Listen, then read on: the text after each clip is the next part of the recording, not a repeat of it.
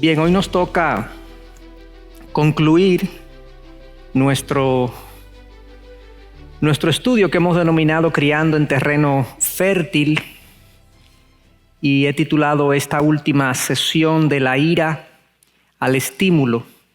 Realmente el tema es muy ambicioso para una sola sesión. Yo hubiese querido tener 2 sesiones más para poder completar el concepto de lo que es la ira en el corazón de nuestros hijos y proceder entonces a un capítulo un poco más rico en cuanto al estímulo, pero tenemos la conclusión, y ya el material que eventualmente se va a producir a partir de estas clases, pensamos ponerlo en libro, pues va a tener todos los componentes que yo hubiese querido tener en el día de hoy.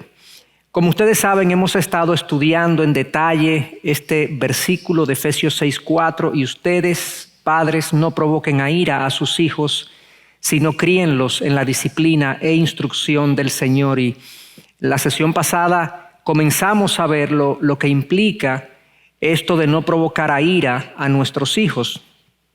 Y una de las frases o citas con la que concluimos es la siguiente, a manera de recordación o de resumen. Dice: de esta manera, la ira albergada en el corazón de los hijos se convierte en maleza, entre comillas, ¿cierto?, que ahoga el fruto de nuestra labor de padres.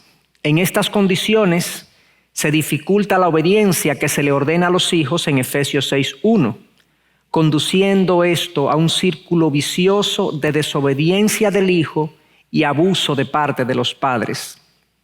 Como ustedes recordarán, habíamos dicho que Pablo en Efesios 5 comienza a hablar, en 5:22 específicamente, comienza a hablar de varias relaciones dentro de la familia y más allá de la familia. En el 5:22 en adelante hasta el 5:31, él habla de la relación de esposo y esposa. En el 6:1 al 6:4, él habla de la relación de padres e hijos. Y en el 6:5 al 6:9, él habla de la relación de jefes y amos, de siervos y amos o jefes.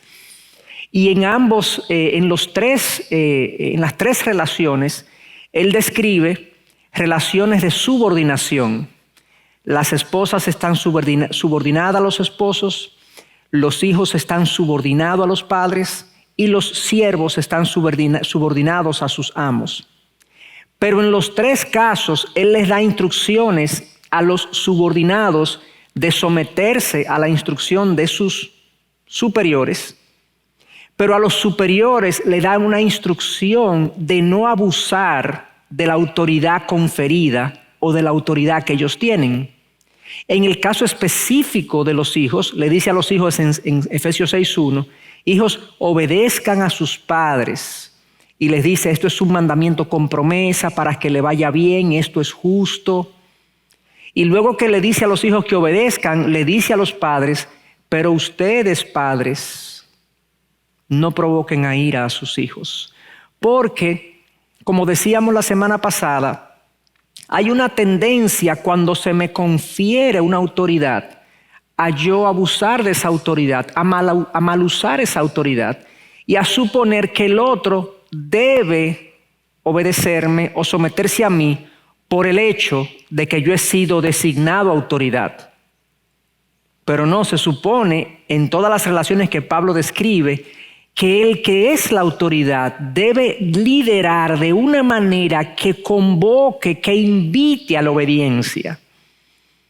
Que la obediencia sea gozosa y voluntaria. Y es el caso de los hijos. Entonces, en el caso de los hijos, cuando los hijos son víctimas de pecados de sus padres contra ellos, de malos manejos de sus padres contra ellos, de disfunciones y descuidos contra ellos, al hijo se le dificulta obedecer al padre. Al hijo le es difícil someterse gozosamente a ese padre. Lo que comienza a ocurrir en el corazón del hijo es que comienza a airarse, a resentirse, a amargarse. Y en esas condiciones a nadie le va bien. Ni le va bien al hijo, ni le va bien a los padres, ni le va bien al hogar. Todo se disloca.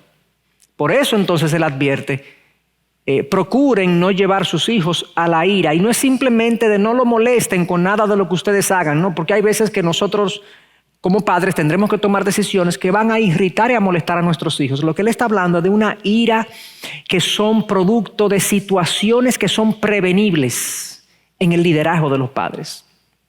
Entonces, dicho eso, pues pasemos a la sesión de hoy.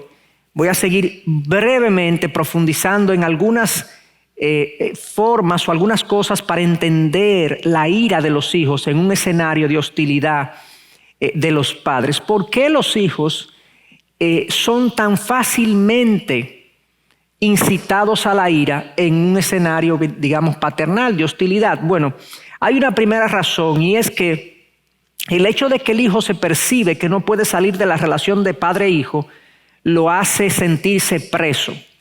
Cuando yo estoy, por ejemplo, en una relación de dependencia con un supervisor, en un trabajo o en una empresa, ¿verdad? Si el supervisor me trata mal, a mí me irrita y me molesta, pero yo tengo la opción de irme. Yo tengo la opción de irme. No me crea una frustración tan grande como estar en una relación de padre e hijo, donde el hijo no se puede salir de la relación. Cuando él está siendo tratado de manera hostil y no se puede salir de esa relación, eso eleva el nivel de ira, versus una persona que está en una relación de subordinación donde sí pudiera salirse. ¿Me explico? Entonces eso lo hace sentir rápidamente irritado, el hecho de que él no pueda salir de la relación. Pero hay otro aspecto. El hijo también se siente, cuando es maltratado, en una relación de desventaja frente a su padre. El padre es más sabio, tiene más recursos, es más fuerte. Él no puede hacer nada para defenderse. Y cuando uno se siente maltratado y no puede hacer nada para defenderse, ni siquiera defensa física ni defensa de argumentos, porque no tengo los argumentos para ganarle a mi padre o a mi madre en una discusión. Entonces eso lo frustra. Y por último, el maltrato del que se supone debe amarlo, o sea, de los padres, le resulta al hijo doblemente doloroso. Si a mí un chofer de la calle me dice dos cosas, a mí me va a molestar, pero no me va a irritar tanto como si me lo dice la persona más cercana a mí. El desafecto, el maltrato de una persona cercana es mucho más doloroso para el maltratado a que si lo hace una persona desconocida. Entonces, cuando ustedes combinan estas tres cosas, y pueden haber otras, que el hijo se siente que no puede salir de una relación donde él se siente maltratado, que el hijo también siente que está en desventaja y por tanto se siente frustrado porque no le puede ganar al papá ni a la mamá en ningún escenario, y al mismo tiempo se trata de la gente que se supone debe amarlo, pero él se siente maltratado y tratado hostilmente por ellos. Eso es el perfecto caldo de cultivo para que una persona desarrolle unos niveles de ira e irritación. Por eso uno, cuando escucha a personas que no han tenido una buena niñez, porque han estado en un hogar donde hay mucha hostilidad, mucha crítica, mucho desafecto, mucho descuido, los niveles de irritación que uno escucha y de amargura que uno escucha son incomparables con cualquier otra relación. Y viene de la casa, viene del hogar. Penosamente, esa ira de los hijos, cuando no es trabajada, y típicamente no es trabajada de manera oportuna, tiende a perpetuarse. Y le voy a decir por qué tiende a perpetuarse este estado de ira en los hijos, o estos hogares que generan ira en los hijos o resentimiento en los hijos. En primer lugar, yo he encontrado en consejería que es más fácil culpar al hijo de su ira y de su insubordinación a que el padre diga, no, quizás yo tengo algo que ver. Es muy raro que un papá asocie la desobediencia de los hijos a lo que él está haciendo. Típicamente el responsable de esa situación es el hijo. El papá no tiende a revisarse en primera instancia. Aquello que provoca a los hijos a la ira no está muy claro hasta que ya es muy tarde. Porque un niño de 4, de 5, de 6, de 7 años que está siendo maltratado por sus padres, que a veces es víctima de la ira de su madre o de la ira de su padre, o de las arbitrariedades del hogar o de las inconsistencias de los padres, él sencillamente está acumulando, pero él no puede ni siquiera contarle a alguien lo que está ocurriendo. Entonces, cuando uno se viene a dar cuenta, ya es porque el hijo ha crecido con esa amargura en su interior. De la misma manera, y derivado de esto, durante años los hijos son incapaces de articular, como decía, aquello que los provoca. Y entonces, en vista de esto, en vista de que esto se produce en el seno familiar, no hay rendición de cuentas que cambie el curso de esa situación. Entonces nos venimos a enterar de que el hijo está profundamente ofendido con sus padres o resentido con sus padres o rebelado contra sus padres cuando ya tiene 13, 14, 15 años. Porque no hubo ni confrontación, el hijo no podía articularlo. A veces pensamos que son familias perfectamente funcionales, está todo aparentemente bien, pero el hijo albergó iras y condiciones de resentimiento que ahora lo indisponen hacia sus padres. No estoy diciendo con esto que toda indisposición de los 12, los 13, los 14 años en adelante se debe necesariamente al mal trabajo de los padres. Porque siempre pongo el ejemplo que Adán se rebeló contra Dios, siendo Dios su padre directo, la relación más directa que él tenía. Eso puede ocurrir, pero en general, si se ha hecho una buena labor durante los años de formación, de los 1 a los 10, 12 años, en general el hijo debería tener una disposición e inclinación a obedecer a los padres, aunque es normal que comience a cuestionar ciertas cosas, ciertos pareceres, y ahí hay un ajuste que nosotros mismos tendremos que hacer. Pero bueno, dicho eso, eso nos da a nosotros una mayor sensibilidad en cuanto a este sentir de los hijos. Realmente nosotros tenemos que reconocer que nuestros hijos son entes individuales, independientes de nosotros, que tienen su propia manera de pensar y sienten diferente a nosotros las cosas que nosotros hacemos. Su parecer es distinto. Quisiera entonces hablar un poco acerca de las actitudes o algunas actitudes productoras de ira. ¿A qué nos estamos refiriendo entonces? Que son formas dentro del hogar que hacen que los hijos sean incitados a la ira. Yo voy a proponer 4. Cuando uno revisa los materiales de crianza de hijos, hay personas que hacen listas largas de muchísimas razones por las que los hijos se irritan. Pero yo quise encontrar o traer más que razones específicas, aunque voy a mencionar algunas, yo quise mencionar categorías. Y dentro de esas categorías hay muchas formas, como vamos a ver más adelante. La primera categoría es actitudes de insensibilidad del padre hacia el hijo o de los padres hacia el hijo. Esas son actitudes productoras de ira. También actitudes de injusticia dentro del hogar, dentro del manejo del hogar. Actitudes de irracionalidad dentro del hogar y actitudes de incoherencia dentro del hogar. Como se fijan, son todas categorías, todas comienzan curiosamente con la I de ira. Iba a poner algo así como las 4 I de la ira, pero realmente no voy a decir que son esas las únicas cosas que componen un ambiente productor de ira, pero aquí hay por lo menos una letra que nos recuerda estas cosas que pueden ser productoras de ira. Y la mayoría de las razones por las que yo puedo pensar que un hijo se puede irritar caen dentro de una de esas categorías.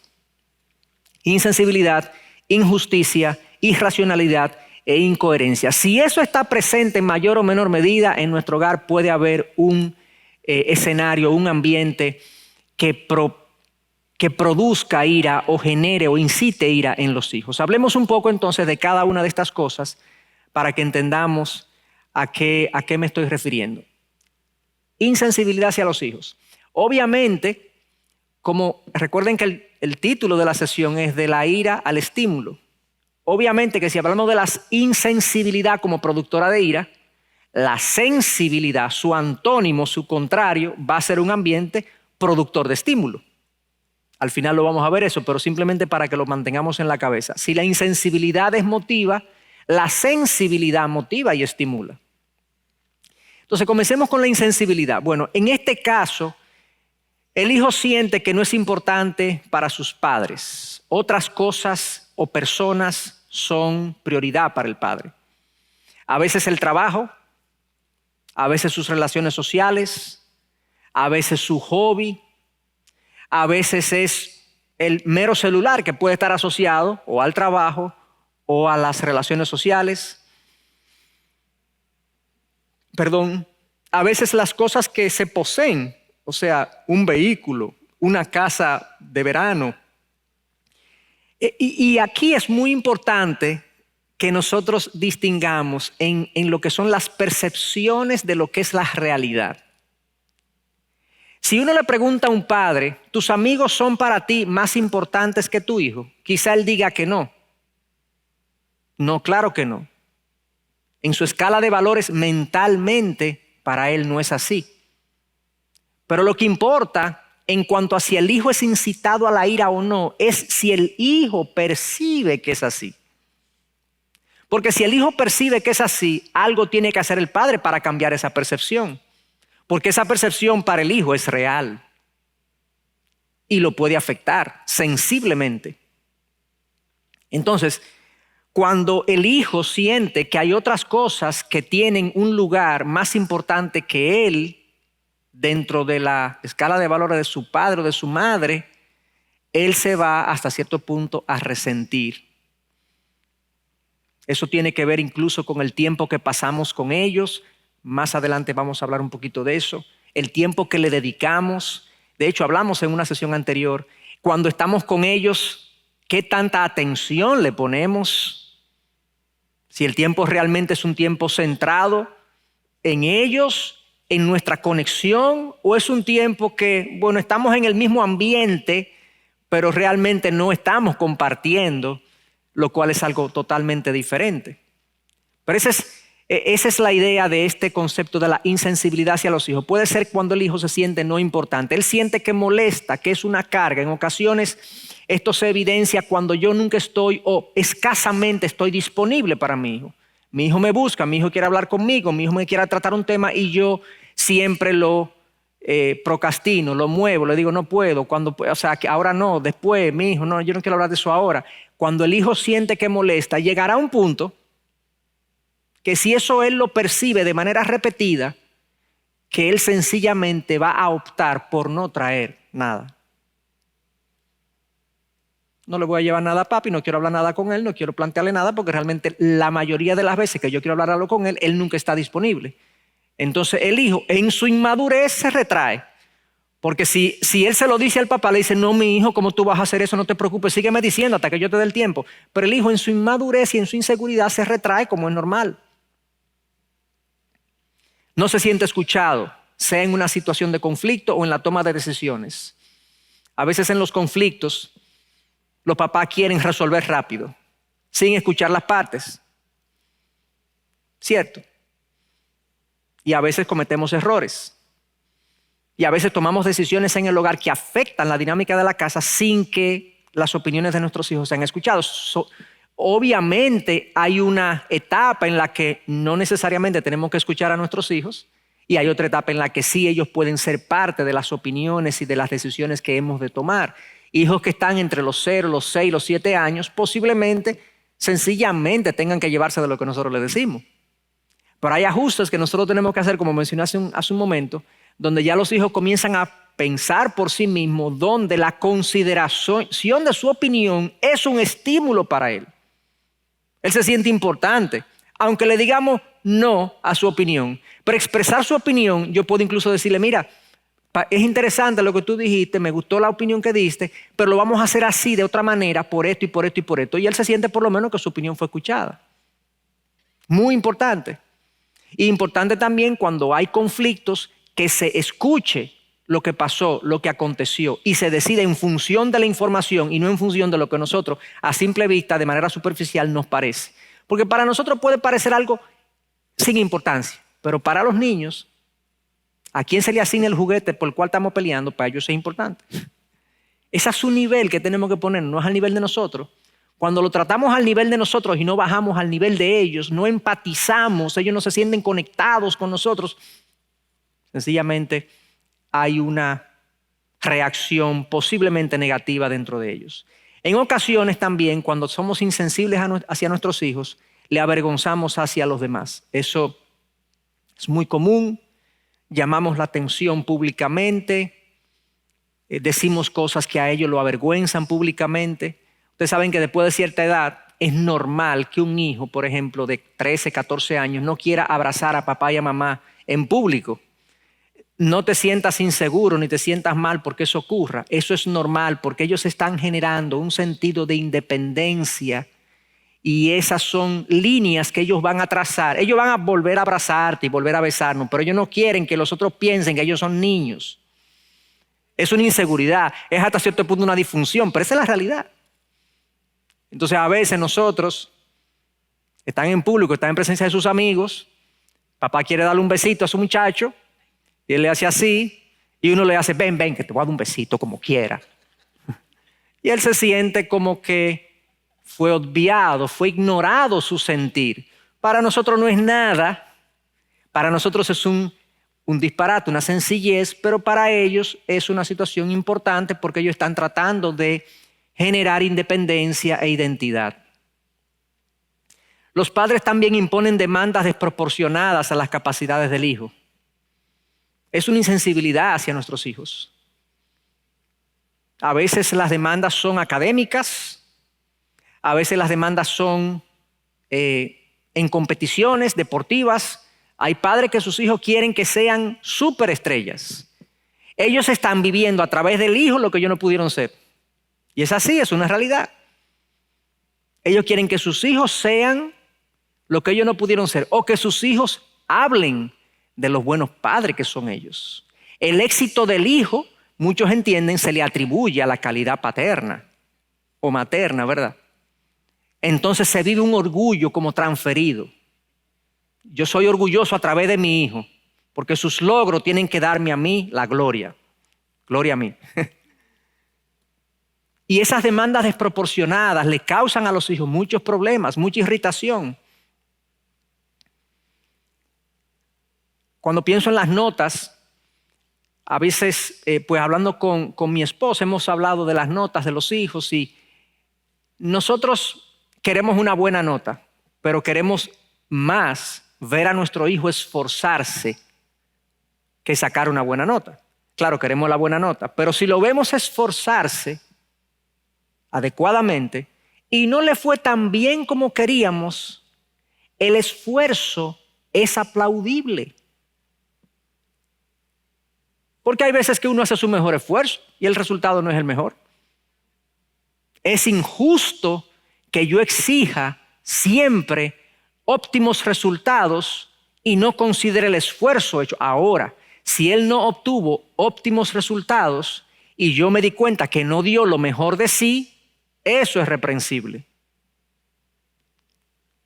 Entonces estas cosas tienen que ser parte de nuestra manera de pensar y relacionarnos con nuestros hijos. Nosotros tenemos que pensar en ellos, cómo se sienten ellos, darles su lugar, darles su importancia, reconocer sus opiniones, no minimizar lo que ellos piensan, considerar incluso sus actitudes de vergüenza, de ese tipo de cosas, para que ellos se sientan bien tratados, considerados, respetados en su individualidad como ser humano.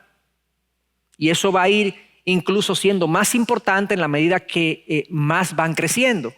Es más importante aún respetar esa individualidad. Entonces, veamos el segundo aspecto de lo que mencioné, de la injusticia en el trato. ¿A qué me refiero? Ambientes donde hay injusticia, no solamente insensibilidad. El problema a veces es en estas cosas que estoy describiendo, es que estas disfunciones, estas categorías de disfunciones a veces se combinan. Y además de insensibilidades, hay injusticias en la casa. Por ejemplo, actitudes de favoritismo, comparaciones. Ese es un típico ejemplo que se pone de la forma como Jacob, el patriarca, crió a sus hijos. José, el menor, era su preferido. José era un hijo favorito de Jacob. Y eso generó dentro del hogar celos y envidias y pleitos y un desprecio de los otros hermanos hacia José, que lo cogieron y lo vendieron. Se lo vendieron a Egipto. Claro, Dios utilizó eso para glorificarse y proteger el pueblo de Israel, pero fue algo dolorosísimo cómo el favoritismo afectó sensiblemente a esta familia de nada más y nada menos que el patriarca Jacob. Y cuando nosotros somos favoritistas con un hijo, eso genera celo, envidia, un sentido de injusticia que se está cometiendo contra él. Los hijos son diferentes. Las comparaciones muchas veces son desafortunadas. Hay hijos que son más artísticos, otros que son más estructurados. Hay hijos que son más ordenados, otros que son menos ordenados. Hay hijos que cantan, hay hijos que no cantan. Hay hijos que juegan al fútbol, hay hijos que no juegan al fútbol.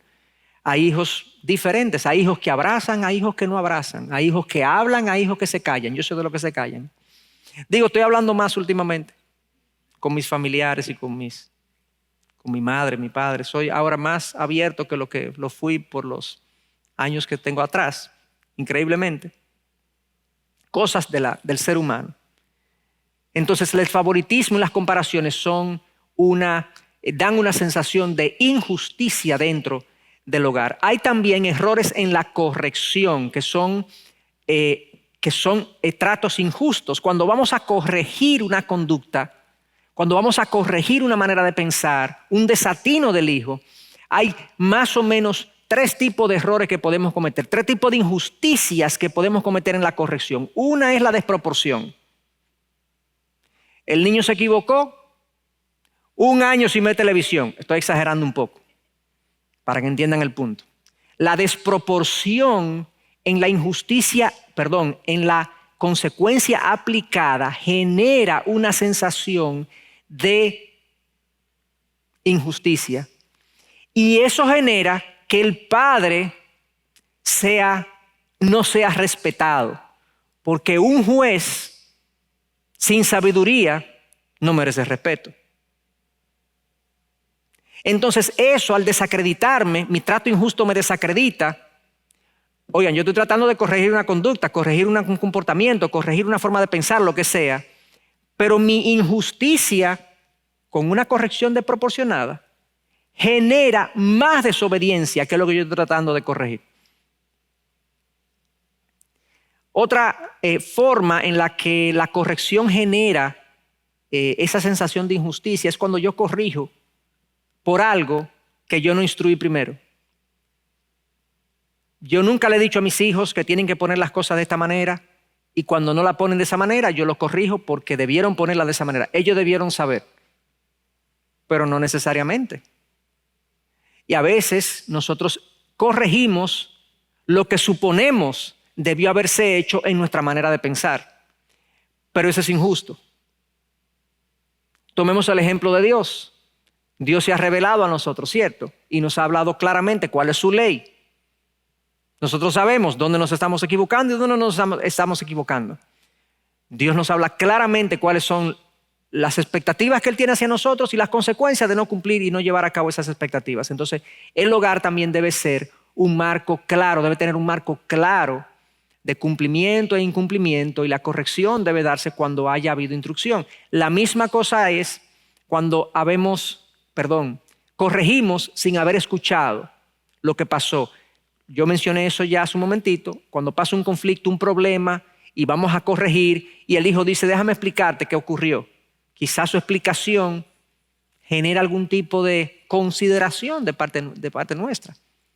Pero si decimos, no me diga nada, esto es lo que hay, él queda con una sensación de injusticia. Otro ejemplo de cómo la injusticia se hace presente en el trato es cuando yo me descargo con ellos. Cuando pago mis problemas con ellos, mis frustraciones del trabajo, mis problemas matrimoniales. Esta mañana incluso leí una noticia de una persona que fue apresada aquí en nuestro país, creo que fue en la ciudad de Santo Domingo, porque ella le mandó un video a su expareja, dándole golpes a la niña a una niña de 3 años y diciéndole a su expareja en el video, como así es que tú quieres que yo la trate, y le daba golpes y le daba golpes y le daba golpes. O sea, sus problemas con su pareja, con su expareja, ella lo descargaba sobre su hija. Puede parecer un caso extremo, pero ¿qué pasa cuando yo estoy irritado por algo que pasó en el trabajo, en el tránsito, por algo que viví en la iglesia o con mi cónyuge, con mi pareja, y yo sencillamente estoy irritable, mi hijo me pide algo y yo le respondo de una manera inadecuada? O sea, obviamente se va a sentir tratado de manera injusta porque él no tiene que ver con mi problema, pero eso es muy común. Eso es muy común. Que cualquier cosa en la casa que esté fuera de lugar nos hace explotar porque nosotros tenemos mucho acumulado y lo explotamos en ese momento contra ese fallo de nuestros hijos. Una sensación de injusticia. Esa es otra razón por la que nuestros hijos albergan ira e irritación contra nosotros. Hablemos también entonces de la irracionalidad en la dirección. Esto se trata de que no hay gobierno en el hogar. No hay lógica en el gobierno del hogar. Piensen como un ciudadano.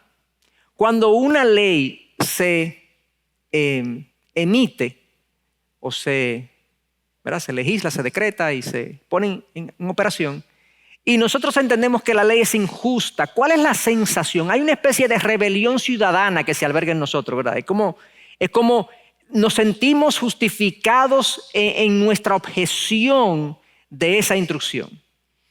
Y los padres tienen que cerciorarse que las reglas y las normas y las disposiciones que ponen en su casa tienen cierta lógica. La arbitrariedad es castigada en los hijos con ira. ¿Por qué, papi? Porque yo lo digo. Pero ¿no hay otra razón? No hay otra razón. Pero si hacemos un ejercicio mental y nos esforzamos un poquito más, podríamos encontrar una razón y darle una razón a nuestro hijo. Eso tiene 2 propósitos o dos beneficios. Uno, le otorga una razón de la obediencia y lo ayuda a pensar. Y se supone que nosotros estamos en el proceso de entrenamiento de los hijos. Todo lo que forma nuestro pensamiento, que ayude a formar el de ellos, es parte de nuestra labor con ellos, de entrenarlos y ayudarlos a pensar. En estos hogares donde la irracionalidad gobierna, pasa lo siguiente: se ordena mucho y se persuade poco. Se ordena mucho y se persuade poco. Y yo entiendo por qué es así. En general, la razón de eso es que persuadir da trabajo, convencer da trabajo, explicar es un acto de humildad. Dar las razones por las que yo quiero que se haga algo, dar las razones a un niño de por qué yo quiero que se haga algo, es un acto de humildad. Y como todos tenemos en mayor o menor medida orgullo en nuestros corazones, ¿qué es lo que yo tengo que explicarle a un muchacho viejo? Paradójico, el muchacho viejo. Eso es así. No tenemos que explicarlo tanto. Pero nosotros seríamos los más beneficiados de ser más humildes en nuestro gobierno, explicar mejor, tratar de persuadir para que la obediencia de nuestros hijos no sea impuesta, sino que sea motivada. Ese es el ideal. Yo no quiero que se dé lo que se dio en la historia aquella que quizás ustedes la han escuchado, el hijo que está en la mesa comiendo con sus padres, él está de pie y está celebrando una cosa y el papá le dice: siéntate que vamos a comer. Y se lo dice varias veces porque el niño no se sentaba y finalmente el niño se sentó, el padre se queda tranquilo, pero el niño le dice a su mamá: estoy sentado, pero por dentro estoy parado. Yo no quiero obviamente que mi hijo me obedezca de mala gana. Yo no quiero que su sometimiento sea obligatorio. Entonces yo creo que tendremos que aprender a persuadir más, pero para eso tendremos que trabajar en nuestro orgullo, a vender las cosas de una mejor manera. Se deciden sobre un conflicto de los hijos sin escuchar. Pero ya eso lo he hablado, de cómo muchas veces la decisión del padre es irracional en función de lo que pasó y sencillamente toma una decisión. O se decide en base al criterio incorrecto. Eso es muy común, que nosotros tomemos decisiones con criterios incorrectos en la dirección de nuestro hogar. En base a criterios de lo que piensen los demás, cuestiones de índole que no son importantes a la hora de decidir una cuestión. La típica respuesta cuando los hijos están peleando por un juguete, ¿quién lo tenía primero? Esa es la verdad, ese es como el criterio para resolver un conflicto de una situación de un niño. ¿Quién lo tenía primero? ¿Quién lo hizo primero? Pero quién lo hizo primero no necesariamente es el mejor criterio. Hay que ver qué pasó, ver quién los reclamó de una manera incorrecta, porque si ambos los reclamaron de una manera incorrecta a expensas del beneficio del otro, los dos tienen que ser corregidos en sus actitudes egoístas y después decirle, yo me voy a quedar con los juguetes un rato hasta que ustedes entiendan lo que yo les dije. Y tenemos que ser un poco más profundos en la forma como manejamos y gobernamos a nuestros hijos. Ellos son entes pensantes y tenemos que ayudarlos a pensar.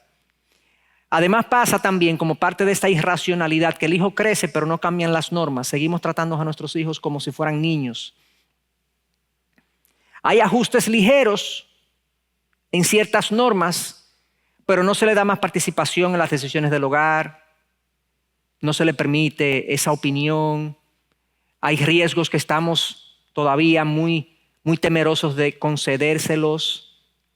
Queremos guardarlos como una especie de burbuja, por así decirlo, y evitar que tengan contacto absoluto con lo que el mundo tiene que ofrecer.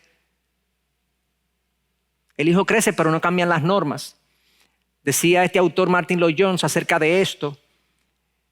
Dice, debido a que eres capaz de dominar a tu hijo, digamos hasta la edad de 9 o 10 años, no debes decir, voy a seguir haciendo esto, pase lo que pase. Su voluntad debe ser quebrantada por la mía. No me importa lo que puedan sentir o lo que entiendan, los niños saben muy poco, así que seguiré imponiéndole mi voluntad. Pensar y actuar de esta manera significa que seguramente provocarás la ira de tu hijo y por lo tanto le harás un gran daño. Es lo que venimos diciendo, lo que dijimos al final del comentario de la irracionalidad. Y por último, tenemos esta situación de la incoherencia en el modelo. La incoherencia en el modelo. A mí no me levante la voz. No sé si se dieron cuenta de la incoherencia del modelo. No me levantes la voz. Quiero orden sin yo ordenar. Quiero disciplina sin yo autogobernarme. Quiero respeto sin yo respetar. Y quiero amor a Dios, que mis hijos amen a Dios cuando yo les modelo una relación fría y distante con Dios. Señores, eso no funciona. Tú lo puedes tratar, pero en su mente tú eres un hipócrita. En su mente tú eres un incoherente.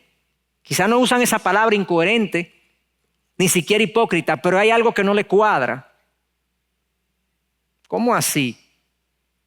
Pero mami, tú eres la primera, papi, tú eres el primero que hace eso. Incoherencia en el modelo. Si Cristo es el Señor de los padres, debe verse en la forma en que tratan a sus hijos. Aquí yo pudiera pasarme mucho tiempo hablando de esto. Eran de los contenidos que yo quisiera tener más tiempo para extenderme, pero yo creo que a buen entendedor pocas palabras bastan. Esto es uno de los obstáculos primarios de la formación y la crianza de los hijos. La incoherencia de nuestras propias vidas. Por eso es que Deuteronomio 6, versículo 6, cuando Dios le dice a los israelitas que eduquen a sus hijos, le dice, estas palabras que yo te mando hoy estarán en tu corazón y las enseñarás diligentemente a tus hijos y cuando te acuestas y cuando te levantes. Pero lo primero que el pasaje dice y habla de la enseñanza regular y sistemática de los hijos es, estas palabras que yo te mando hoy estarán en tu corazón. Bueno, ¿y qué hace? Ninguno de nosotros es perfecto. ¿Qué hacemos cuando nuestros hijos se dan cuenta que hay una incoherencia en nosotros? La reconocemos, la admitimos y le decimos que por eso Cristo murió por nosotros en la cruz y que estamos en proceso de trabajar eso. Como ellos tienen que trabajar en otras cosas. Pero tenemos que estar conscientes que si somos incoherentes y no hacemos una admisión de nuestras incoherencias cuando ellos las detectan y lo que queremos es justificar, a mí no me cuestione. Como que yo estoy por encima de la norma que yo quiero que él siga. No funciona así. Martin Lloyd-Jones también nos habla al respecto y dice, debe haber coherencia, no solo en la reacción, sino también en la conducta y el comportamiento de los padres. Debe haber un patrón en la vida de los padres, porque el niño siempre está observando y observando. Pero si observa que el padre es errático y él mismo hace exactamente lo que le prohíbe hacer al niño, nuevamente no puede esperar que el niño se beneficie de cualquier disciplina administrada por tal padre. Muy observador, muy agudo en el comentario, y eso es la pura realidad. Yo por experiencia propia lo puedo decir, no solamente porque la palabra así lo instruye, pero lo dice así. Dicho eso, entonces, aquí tenemos como dijimos, esta combinación que puede darse, como decía, estas 4 cosas, 4 actitudes productoras de ira, insensibilidad, injusticia, irracionalidad y coherencia se pueden combinar y potencian entonces, es el perfecto caldo de cultivo para que los hijos sientan ira, sientan resentimiento, sientan inconformidad con la paternidad. Cuando digo paternidad me refiero a papá y mamá gobernando a los hijos. Entonces, quiero decir unas palabras acerca de la corrección porque está muy conectado con todo lo que hemos dicho. Y de hecho, mucho de lo que genera ira en los hijos es la forma como nosotros administramos la corrección. Mucho de lo que se siente en el hijo como ira y resentimiento depende de esto. Y el primer principio que nosotros vemos en la palabra es que nosotros estamos llamados a observar, escuchar y a diagnosticar el desatino del hijo. Hemos hablado en una sesión anterior que el hijo puede tener cuando hablo de desatino, es como que todo lo que nos parezca a nosotros una equivocación de parte del hijo. Pero la razón de esa equivocación, dijimos, puede ser ignorancia, puede ser inmadurez o puede ser pecado. Un hijo se puede equivocar y tener un comportamiento desatinado porque, por ejemplo, él entra a un escenario donde hay muchas personas al mismo tiempo y él no sabe cómo saludar, qué hacer, y él se comporta entonces medio extraño, nos da un poco de vergüenza y uno dice, mire, salude a todo el mundo. Entonces el niño hace así, no, con besito. Él no sabe, él es un ignorante. Él carece de la destreza social para saberlo. Y así como eso, hay muchísimas otras instancias y ejemplos donde el niño hace lo que hace y a nosotros nos parece un comportamiento desatinado porque él es un ignorante. Entonces, cuando él ignora qué hacer y cómo hacerlo, a ti te corresponde no es reprenderlo, es enseñarle. No, mi hijo, mira lo que pasa, mira cómo que se hace. Tú no te tienes que molestar por eso, tú tampoco lo sabías. No es razón de molestia, pero cuando mi hijo se siente que me siente a mí molesto por algo que él hizo sin la más absoluta intención pecaminosa él se siente maltratado. Pero puede ser también que sea producto de su inmadurez. Ignorancia e inmadurez hasta cierto punto se parecen, pero yo la diferencio de la siguiente manera. La inmadurez tiene que ver con el manejo de la persona. Cuando el niño es inmaduro es que él no se sabe gobernar. En un escenario de quietud, como la iglesia, están predicando, un niño te puede decir, mami,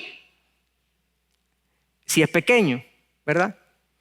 Si es un poquito más grande puede hacer otras cosas, pero si es inmadurez también lo que corresponde es enseñarle sabiduría, que se autogobierne. Pero si es pecado es diferente. Si es pecado es diferente, nuestro abordaje es distinto. Por eso nosotros tenemos que observar y escuchar qué pasó por qué ocurrió lo que ocurrió, el desatino, y diagnosticamos y procedemos en ese sentido. Entonces, lo segundo y básico es que nosotros siempre, en la medida de lo posible, si hay algún principio bíblico que nos ayude en la corrección, entonces debemos usarlo. Acuérdense que nosotros debemos, al niño le debemos disciplina e instrucción del Señor. La palabra de Dios tiene que ser nuestra guía, nuestro manual, nuestra instrucción. Él debe ver, el hijo debe ver que yo estoy sometido a la palabra y yo soy un mero instrumento de Dios en las manos de Dios para llevarlo a él a sus caminos. Entonces uso la palabra de Dios según corresponde. Aquí debo hacer una diferenciación de si es pecado, ya hablé de la ignorancia, ya hablé de la inmadurez, pero ¿qué pasa cuando el niño muestra una actitud egoísta, una actitud orgullosa, arrogante, insolente? Se robó algo. Bueno, aquí hay, dependiendo de la edad y de la etapa, como le dije, este material da para mucho, pero si es un pecado que yo he observado y he advertido, cuando digo advertido es que ya yo le he hablado a él de eso y él lo volvió a hacer. Entonces yo tengo que imponer una consecuencia bajo el control del Espíritu Santo. ¿Qué quiero decir yo con bajo el control del Espíritu Santo? Bueno, que tú no te puedes dejar gobernar por tu ira, no nos podemos dejar gobernar por la frustración que nuestro hijo nos trajo, por la decepción que nos produjo, por la vergüenza que nos produjo. Tenemos que dejarnos gobernar por el Espíritu. Y el Espíritu lo que quiere es el bien para ese niño. No vengarse, no ponerlo en su puesto, sino formarlo.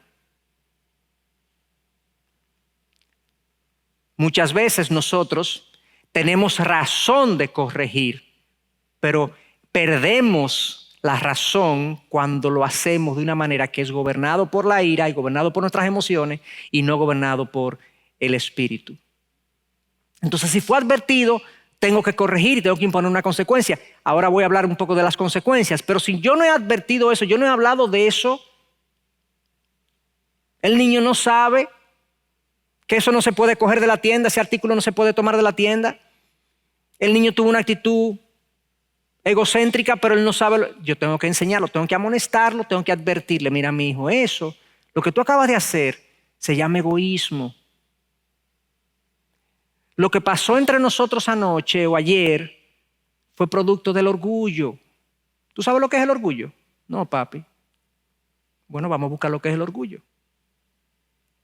El orgullo hace que la persona se sienta más importante que otros. El orgullo te lleva a pensar que tú tienes la razón. El orgullo es insensible con los demás y por eso tú actuaste de esa manera. ¿Tú entiendes? Entonces yo lo conduzco al arrepentimiento y a la reflexión. Y cuando entonces he terminado, yo afirmo mi amor. Papi, yo te amo, yo hago esto porque te amo. Yo quiero lo mejor para ti. Todo es un ambiente de control, de reflexión, porque lo que queremos es formar la imagen de Dios en ellos. Entonces, esos son algunos principios para la corrección. Quiero hablar brevemente de las consecuencias y de algunos problemas que hay con las consecuencias. Mencioné uno de ellos, uno de esos problemas. Y muchos nos equivocamos a la hora de poner consecuencias. Y una de las equivocaciones es la proporcionalidad. Cuando nuestro hijo se equivoca, y hablemos ya de que peca y es susceptible de ser corregido por nosotros, y hay que imponerle consecuencias, a veces nos equivocamos con la proporción de las consecuencias. Típicamente es más la equivocación del lado de exagerar las consecuencias que del lado de la falta de peso de las consecuencias. Pero está siendo cada vez más común que hay padres que no ponen las consecuencias en su justa dimensión, en su justo peso para la falta cometida. Y nosotros, eso implica, queridos hermanos, que cuando nuestros hijos necesiten ser corregidos, tenemos que hablar con nuestros cónyuges, tenemos que pensar, incluso En mi caso, en el caso de nuestra familia, ha habido ocasiones, múltiples ocasiones, en que pasa algo que definitivamente tiene que ser corregido y hay que poner consecuencias. Y nosotros le decimos a nuestros hijos, voy a pensar qué consecuencia te voy a poner, pero hay una consecuencia que viene por ahí. Tengo que hablarlo, tengo que conversarlo con tu mamá, conversarlo con tu papá, lo vamos a orar y te vamos a decir. Y luego venimos y le decimos, mira, hemos decidido hacer esto. Porque a veces cuando decimos las consecuencias de manera inmediata nos podemos equivocar de un lado o de otro, o de más o de menos. Claro que eso es remediable. Si te equivocaste de más o de menos, una de las mejores cosas que le puede pasar a tu paternidad es que tú le muestras a tus hijos que tú no eres perfecto. Y tú le dices, ¿tú sabes qué? Mira, ayer te dijimos que tú ibas a tener esta consecuencia, pero no, realmente hemos pensado mejor y creemos que debe ser más. O creemos que debe ser menos. Perdónanos. Proporcionalidad. Tenemos que pensar cuando vamos a poner consecuencia en cuál es el peso que debemos darle a la consecuencia dispuesta. Lo segundo que debemos pensar es su efectividad. Debe ser aquello que represente un estímulo correctivo. O sea, hay niños que no le importa que tú le quites el iPad. O hay niños que tú le das una peli y no le importa. Hay padres que me han dicho eso, que yo le doy peli y no le importa. Y me dicen, no me duele. Hay jóvenes que tú le quitas la salida y no le importa. Nosotros tenemos que ser muy sabios en ver qué es lo que representa para ellos un valor y un estímulo correctivo, porque de lo contrario no estamos produciendo ningún peso correctivo en su forma de ser. Entonces a veces nos equivocamos en la proporcionalidad, a veces nos equivocamos en la efectividad, en la selección de la disciplina y la consecuencia. Y a veces nos equivocamos con la madurez del hijo. A mayor nivel de madurez y razonabilidad del hijo, la disciplina corporal puede no ser efectiva, sino contraproducente.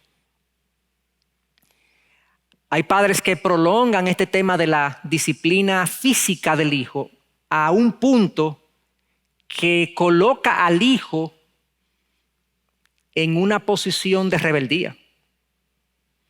¿Por qué? Porque la disciplina física, yo estoy convencido, y no vamos a hablar en detalle de eso hoy, pero la disciplina física está diseñada para los niños que no pueden entender y razonar un argumento, y por lo tanto la idea de la disciplina comedida y amorosa física es asociar el pecado con el dolor, que se produzca esa conexión emocional.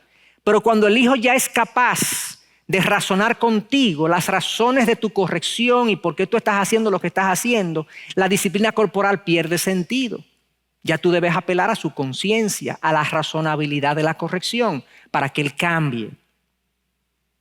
Se levanta eso, pierde sentido. Entonces tenemos que considerar, cuando vamos a imponer consecuencias, la proporcionalidad, la efectividad y la madurez y el grado de razonabilidad. Fíjense que no puse edad realmente, puse madurez del hijo. Porque si el hijo es capaz de entender a los 7 años, pues empleemos la razonabilidad y la conversación y la persuasión con él. ¿Ok? Entonces, dicho eso, vamos a pasar brevemente, ya esto es más breve lo que me queda. Hablamos de la ira y de las actitudes que producen ira dentro del hogar. Hablemos un poquito del estímulo, porque hay un pasaje, como vimos la semana pasada, que leímos, donde Pablo le dice a los colosenses, padres, no exasperen a sus hijos para que no se desalienten. Y la palabra ahí es que para que no se desanimen. En el inglés dice lose heart. Es como perder el corazón, como perder el estímulo. Por lo tanto, la expresión no provoquen a ira a sus hijos de Efesios 6:4 puede ser completada por Colosenses 3:21. ¿Y para qué? Para que no se desalienten, para que no se desanimen. ¿Pero que no se desanimen en qué? En obedecerlos a ustedes. Para que su obediencia sea motivada. Para que no lo hagan con pies pesados, sino con pies dispuestos. Que obedezcan sus instrucciones.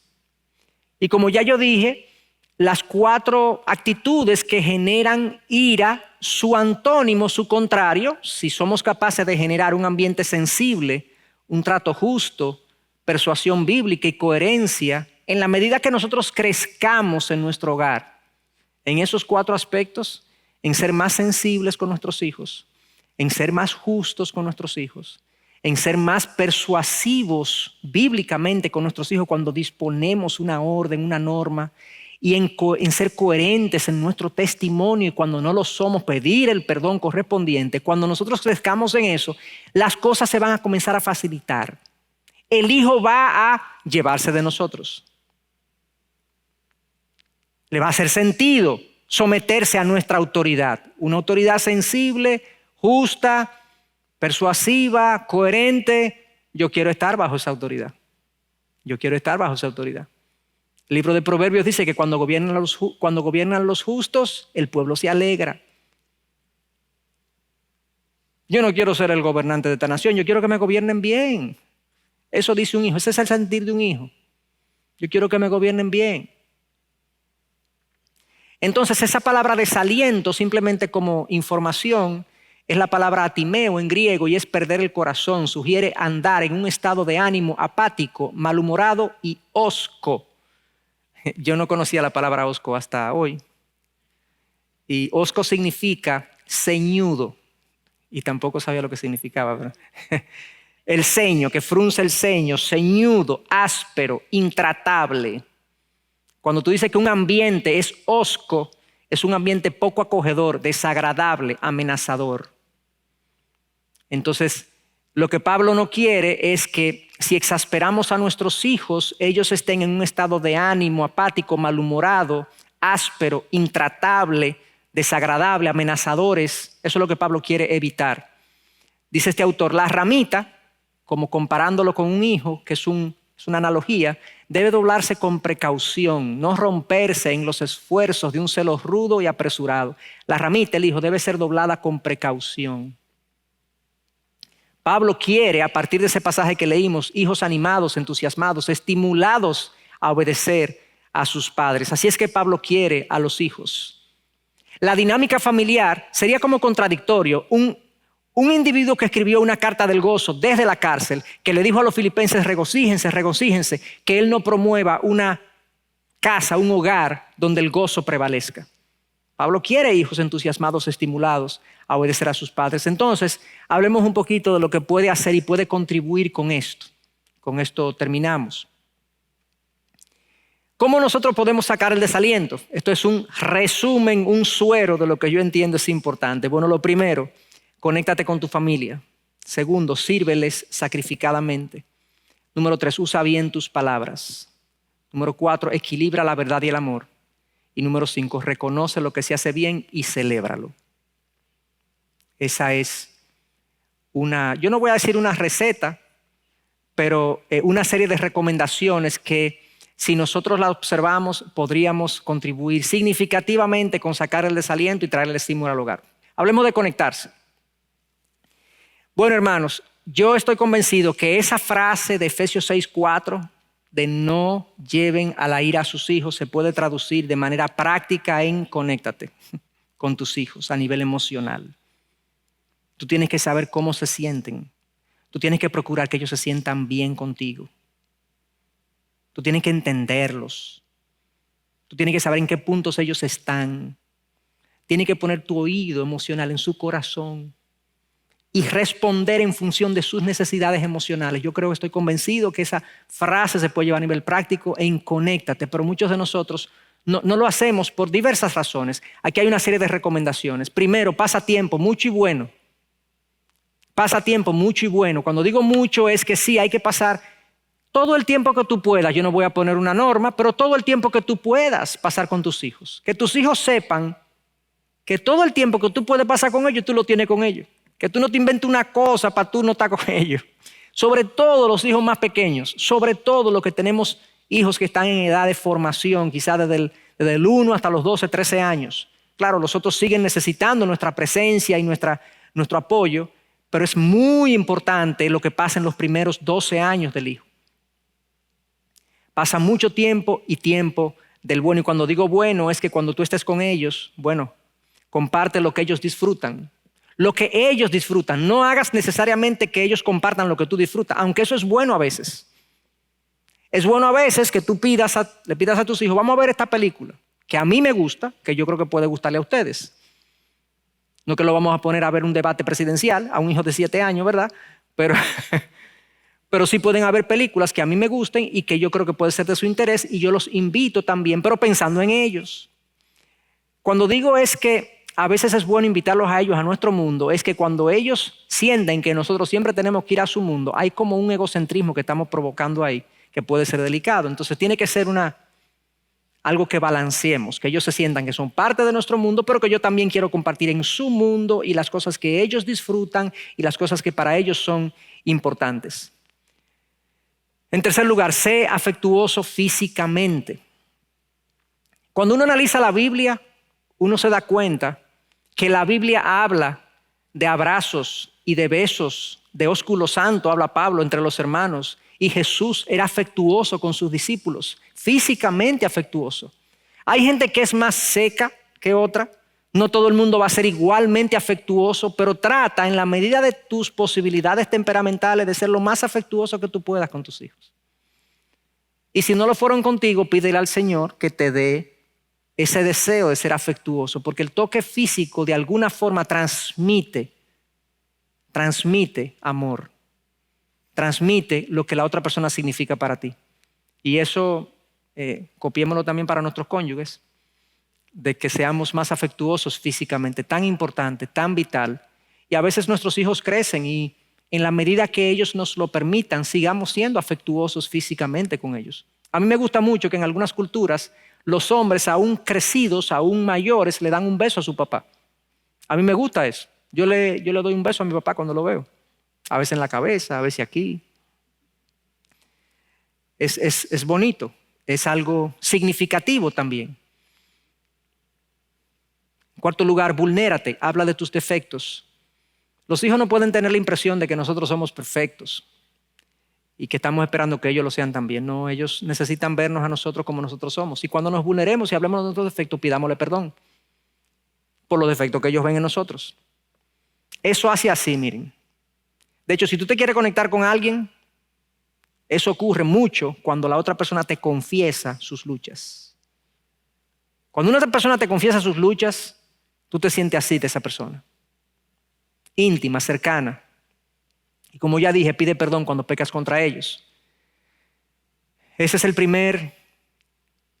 primera recomendación en cuanto a nosotros generar un ambiente de estímulo. Cuando este ambiente estamos conectados con nuestros hijos y también con nuestros cónyuges. Yo no tengo el tiempo para hablar, pero tan vital, tan importante que los hijos vean una relación saludable entre papá y mamá. Una relación de respeto, de consideración, de confianza, de gracia, de afecto entre papá y mamá. Ese es el mayor regalo que yo le puedo dar a mis hijos. Que ellos vean que yo amo a su mamá. Y el mayor regalo que su madre le puede dar a sus hijos es que ellos vean que esa madre ama a su mamá y a su papá y respeta a su padre. Número 2, sírvele sacrificadamente. Mateo 20:25. Pero Jesús, llamándolos junto a él, dijo: ustedes saben que los gobernantes de los gentiles se enseñorean de ellos y que los grandes ejercen autoridad sobre ellos. No ha de ser así entre ustedes, sino que el que de entre ustedes quiera llegar a ser grande será su servidor. Y el que de entre ustedes quiera llegar a ser el primero será su siervo. Así como el Hijo del Hombre no vino para ser servido, sino para servir y para dar su vida en rescate por muchos. Brevemente, lo que este principio dice y este pasaje dice es que Jesús dice que en el reino de los cielos, la forma como funcionan las cosas es que el que quiere ser un líder tiene que ser el servidor de la gente. Y cuando tú llevas eso a la práctica, yo he leído varios libros seculares de liderazgo que hablan de eso, que cuando el líder sirve a la gente que él lidera, él entonces es un líder. Entonces tu familia tiene que verte sirviéndole en todos los aspectos. Ahí no voy a ser específico, pero quiero dejar el principio para que nosotros podamos vivirlo. Que tus hijos te vean sirviéndoles. en todos los escenarios, en la casa, cuando salen, apoyándolos, enseñándoles, instruyéndoles, que si hay algo que hacer que requiera un sacrificio físico de tu parte, levantarte más temprano para llevarlo a un juego, levantarte más temprano para ver algo con ellos, o ir, no sé, algo que requiera algún esfuerzo de tu parte, que ellos digan, wow, pero papi y mami se sacrifican por mí. Número 3, usa bien tus palabras. Proverbios 16:21. Tan importante esto. El sabio de corazón será llamado prudente y la dulzura de palabras aumenta la persuasión. Esto es tan importante. Efesios 5:29. No salga de la boca de ustedes ninguna palabra mala, sino solo la que sea buena para edificación, según la necesidad del momento, para que imparta gracia a los que escuchan. ¿Ustedes saben cómo traduce la Nueva Traducción Viviente esa última frase? Para que sirva de estímulo a los que escuchan. Nuestras palabras, dice el libro de Santiago, que pueden destruir. Como una chispa que enciende un bosque seco, así destruyen. Pero nuestras palabras pueden construir y edificar enormemente. Una de los componentes más importantes del estímulo es mis palabras hacia mis hijos. Cómo yo les hablo, cuándo yo les hablo, qué yo les digo. Si lo que domina mi expresión hacia ellos es la crítica, la observación, la corrección, y escasamente yo reconozco algún mérito de ellos, algún logro de ellos, aunque sea pequeño, pues ellos van a sentir que yo lo estoy tratando de manera injusta. Y con esto termino. La verdad en amor. Más bien hablar la verdad en amor, yo creo que es una derivación de lo que acabo de decir.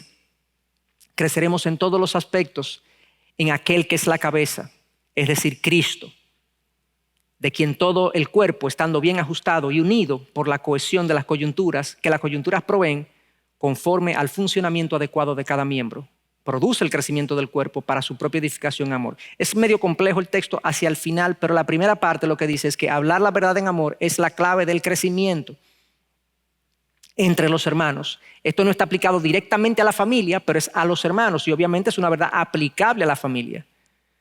Cuando mi hijo escucha la verdad de mi parte sin amor, eso es cruel. Cruel. Pero si solamente es amor, amor y no escucha la verdad, eso es una irresponsabilidad mía en la formación de su alma. Tiene que haber gracia y amor y verdad combinadas. Las cosas difíciles deben ser envueltas en un manto de gracia, por así decirlo, y de amor hacia ellos. Y había otro elemento que yo no lo voy a comentar, que lo voy a dejar sencillamente para que nosotros lo trabajemos. Reconoce lo que se hace bien y celébralo. Este ambiente celebrativo yo creo que es algo muy necesario en nuestros hogares. Un ambiente de estímulo, de reconocimiento, de gratitud entre todos y por lo que recibimos, de manera tal que se sienta que, bueno, papi valora, papi aprecia, mami valora, mami reconoce lo que yo hago, yo soy importante. A veces logros pequeños, cosas pequeñas, sencillas. Recientemente escuchaba a una persona decir en las redes sociales, él hablaba, Jordan Peterson es su nombre. Él hablaba de que muchas personas creen que tener una buena vida familiar es tener buenas vacaciones y irse a lugares hermosos y beberse una buena bebida junto a la playa y demás. Y él decía, bueno, eso sí, si tú lo puedes hacer perfecto, pero realmente de lo que se compone la vida es de cómo te recibe tu esposa cuando tú llegas a la casa. ¿Qué tú le dices a tus hijos cuando tú lo ves en la mañana? Cuando se reúnen a desayunar y a comer, ¿qué ustedes hablan? ¿Qué se dicen? ¿Cómo se miran? Él dice, si tú pones en orden esas cosas pequeñas, que no son pequeñas, si tú las llenas de amor y las llenas de gracia y las llenas de verdad, todo se resuelve. Las vacaciones serán buenas, pero no van a ser como lo que la gente quiere para ver si este matrimonio mejora. No, porque va a estar en orden las cosas. Yo creo que eso es una gran verdad. Y ese punto 5 quería señalar eso, de que tengamos un ambiente en nuestro hogar, procuremos un ambiente en nuestro hogar donde haya un reconocimiento, un estímulo, una gratitud constante por lo que hacemos y por lo que somos y por lo que recibimos de parte de nuestro Dios. Bueno, sería Sería ya muy pretencioso de mi parte seguir hablando. Hasta aquí hemos llegado, hermanos. Yo pienso que hemos hecho un recorrido muy detallado y edificante acerca de lo que este pasaje de Efesios 6:4 quiere decirnos en torno a la paternidad. Como les decía, se lo mencioné, y este material se va a sacar eventualmente en un libro, si Dios quiere, con algunos detalles adicionales. Oren por eso y que el Señor nos bendiga en nuestro proceso de formación y de inversión en nuestros hijos, que tanto nosotros como los que escuchan por la internet puedan ser edificados con lo que hemos hablado. Así que vamos a orar. Señor, gracias por tu verdad. Gracias, Señor, por tanto que tú nos das. Todo lo que hemos dicho, de una u otra manera, depende de lo que tú ya has revelado. Y es tu verdad la que nos da contenido, la que nos permite hablar con propiedad. Señor, yo te pido por cada uno de los que estamos aquí, de lo que hemos visto, este material y de lo que eventualmente lo verán, Señor. Yo te quiero pedir de manera sencilla, pero muy categórica, que tú nos ayudes a ser familias que te honren, al nosotros ser padres, que vean la crianza como un alto honor, que nos dediquemos con devoción a estar con nuestros hijos y a formarlos en la disciplina, la instrucción tuya, Señor, y hacerlo de una manera entregada y devota, y hacerlo de una manera que ellos se sientan estimulados a hacerlo. Así que ayúdanos, Señor, perdónanos si nos hemos quedado cortos en esta encomienda. Ayúdanos, Señor, a rectificar y a poder, Señor, sembrar en nuestros hijos lo que tú nos has enseñado. En el nombre de Jesús. Amén. Amén. Perdonen la tardanza, hermanos, pero tenía que terminar hoy, así que terminamos.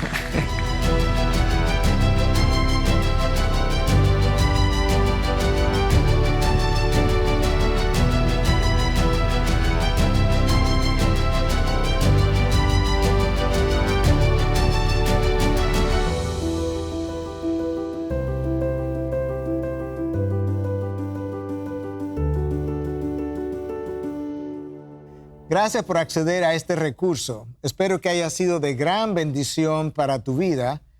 Te sugiero que te suscribas a este canal de forma que tú puedas recibir notificación la próxima vez que hayamos subido un nuevo recurso que pueda servirte de instrucción y bendición.